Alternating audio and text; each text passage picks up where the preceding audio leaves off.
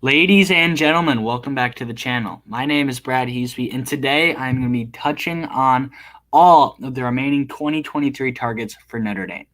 Notre Dame has currently 22 commitments. Yes, 22 commitments in the 2023 class, more than virtually every other team in the country. Notre Dame's class is pretty much wrapped up, and they're looking to add just a few more guys. I think 26 is probably the most they could possibly take. Excuse me, also, I screwed that up. There are 23 commitments, not 22. So 23. 27 is the most I think they could possibly take, but I don't think they'll even get to 27. I think they'll end up at 25 or 26. Of course, everyone wants to talk about Keon Keeley and Peyton Bowen, the current commits that are flirting with some other schools. I will touch on them later, but first I want to talk about who is still on the board uncommitted-wise. There is one committed guy as well that they may be flipping. So, uncommitted-wise, you have the shifty running back whose highlights you are watching right now, Jeremiah Love from Christian Brothers School in St. Louis, Missouri. This dude's a stud. Alabama was all over him until they got two running backs in their class. But schools like A&M and Michigan are pushing hard. A&M, I think, has the best shot to land him other than Notre Dame at this point. And people, I think this is a 50-50 battle. Like, I don't know. I can't tell you one way or another who's leading. I just think it's a 50-50 battle.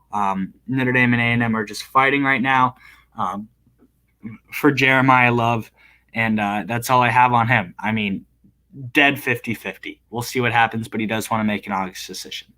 Ronan Hannafin, another guy that wants to make an August decision. He's torn between Clemson and Notre Dame. I think the longer this one goes on, the better for the Irish. So I'm going to give it 60-40 Notre Dame.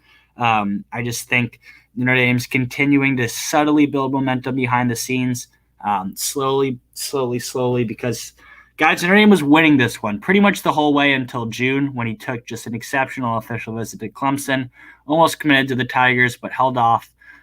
It was big that he didn't go to the cookout at Clemson. A bunch of Clemson people wanted him there. He didn't end up going. He's in decision mode. His season starts soon. School starts soon. He wants to make a decision really soon, and he's just locked in. Now, I think his family and his community and his school is much more pro Notre Dame. I think he wants to do something different personally, but I know there are a lot of ties for the Irish with Ronan Hannafin. So yeah, and now the final uncommitted target that is still on the board, there are only three, which is kind of bizarre. It's only early August, is Samuel Mpemba, and Samuel Mpemba will not be making an August decision. I think he's going to take this well into November and even December. He has a few favorites right now: Oregon, Georgia, Bama, Tennessee, Notre Dame. He's definitely not done with his visits. And Mpemba almost committed to Notre Dame back last fall, and in the spring he was flirting around with a Notre Dame commitment as well. Alabama looked to be the leader at one point, and now Georgia, ever since the summer started, I think has kind of took hold and become the leader in this recruitment. Now, I don't think it's done by any stretch, but I do think Georgia is the leader. I know Steve Wiltfong dropped a crystal ball a few days ago. That's definitely notable. I think Georgia's trending, but if Notre Dame can get him on campus, which they should, for his official visit this October, assuming he doesn't cancel when the Irish play Clemson. Hopefully they can make a move there.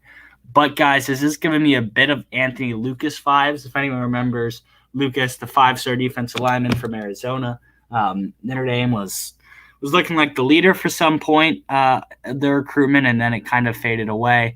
And he ended up going to A&M, another SEC power, similar to Georgia in Mpemba's recruitment. And now the one recruit that they're looking at that is currently committed to another school is Kenny Mitchie, the quarterback committed at Pitt. He's from Tennessee. Actually visited Notre Dame last fall for a game. Really likes what Notre Dame has to offer, but Notre Dame didn't offer, and Pitt did. He committed this spring, I believe, and he's been locked in ever since. I think he loves the depth chart at Pitt, how he can maybe play immediately.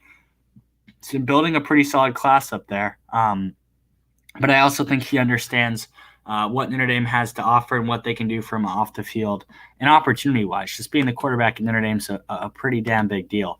But I think this one is currently – I think Pitt's leading. If I had to guess today, I think he'll stick. But Notre Dame is going to try to get him on campus.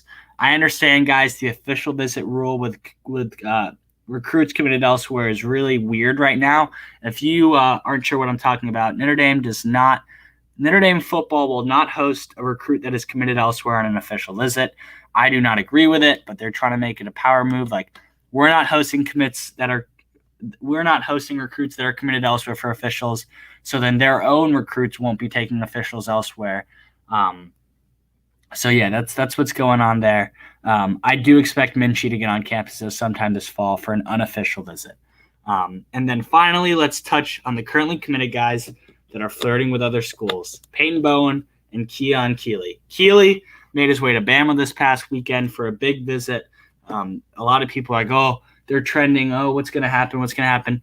Guys, this isn't going to happen today or tomorrow or the next day. This is going to play out over the fall, maybe into the winter. If I had to guess, I think Andy lands him, holds on to him, but that's just a guess. I mean, I think Bama presents a lot. I was really confident with Notre Dame until he scheduled this Bama visit. But Bama, I think, has always been the school that's interested him. Nick Saban, just a dynasty of dominant NFL players. The defensive line really is intriguing to Keeley.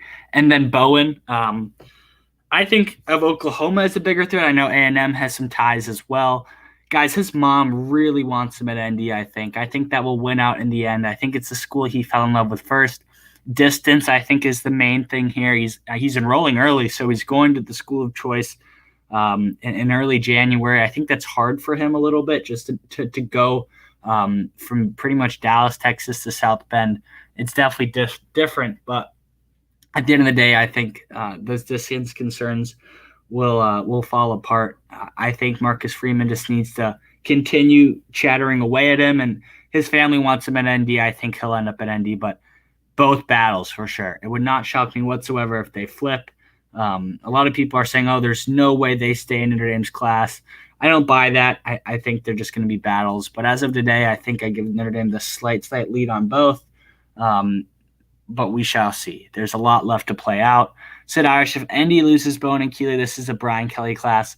I wouldn't say that. I mean, this class is, first or second in the nation right now. I think a score of 290, 291 or something like that on 247. That's the best they've ever had. This class is exceptional. I think this class without Bowen and Keeley, I think Jaggy Shaw will end up a 5-star. I think a few of the other guys will rise up. So I wouldn't say that, but I definitely don't think it'd be ideal if you lose both of them, because I think those are the two best players in the class. But it would still be a damn good class, but you're just missing those two extra guys in Keon and Peyton Bowen. So yeah, that's the video, guys. Thank you for watching. Make sure you like, subscribe, comment if you have any questions about Notre Dame football recruiting, and that is it from me.